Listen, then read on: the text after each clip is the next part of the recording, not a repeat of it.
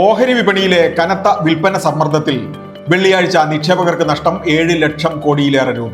Sensex താഴ്ന്നത് 900 പോയിന്റിലേറെ. ആഗോളതലത്തിൽ കണ്ട വിൽപ്പന, US ബോണ്ട് വരുമാന വർധന, ഫെഡ് നിരക്ക് കുറയ്ക്കുമെന്ന പ്രതീക്ഷ, സർപ്രൈസ് ഒന്നുമില്ലാത്ത ഡിസംബർ പാദ ഫലങ്ങൾ, ആഗോള അനിശ്ചിതാവസ്ഥ എന്നിവയൊക്കെ കാരണങ്ങൾ. ബാങ്കുകൾ നിയോഗിക്കുന്ന റിക്കവറി ഏജന്റുമാർ കുടിശ്ശികക്കാരോട് കടുത്ത രീതികൾ പ്രയോഗിക്കുന്നത് തടയാൻ ചട്ടം കൊണ്ടുവരണമെന്ന് സുപ്രീം കോടതി. മോശം ഭാഷ, അനുചിതമായ സന്ദേശങ്ങൾ, അസമയത്തെ വിളികൾ എന്നിവ കടുത്ത പ്രയോഗങ്ങളായി കാണണം. വെനസ്വേലയിൽ നിന്ന് നേരിട്ട് എണ്ണ വാങ്ങാൻ അമേരിക്ക റിലയൻസ് ഇൻഡസ്ട്രീസിന് ജനറൽ ലൈസൻസ് നൽകിയതായി റിപ്പോർട്ട്. ക്രൂഡ് ഓയിൽ ഇറക്കുമതി ചെലവ് കുറയാൻ ഇത് സഹായിച്ചേക്കും. വെനസ്വേലയിൽ പ്രവർത്തനം പുനരാരംഭിക്കാൻ അനുമതി കാത്ത് ONGC. ഡൽഹിയിൽ പ്രധാനമന്ത്രിയുടെ ഓഫീസിനും ദേശീയ സുരക്ഷാ സമിതിക്കും ക്യാബിനറ്റ് സെക്രട്ടേറിയറ്റിനും പുതിയ പ്രവർത്തന മന്ദിരം.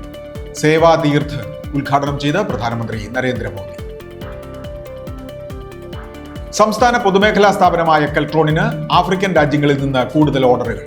അവിടെ നാവികസേനകൾക്കായി 18 കോടി രൂപയുടെ പാസീവ് സോണാർ കയറ്റുമതിക്കാണ് കരാർ. ബിസിനസ് വാർത്തകൾ വിശദമായി അറിയാൻ ധനം online.com.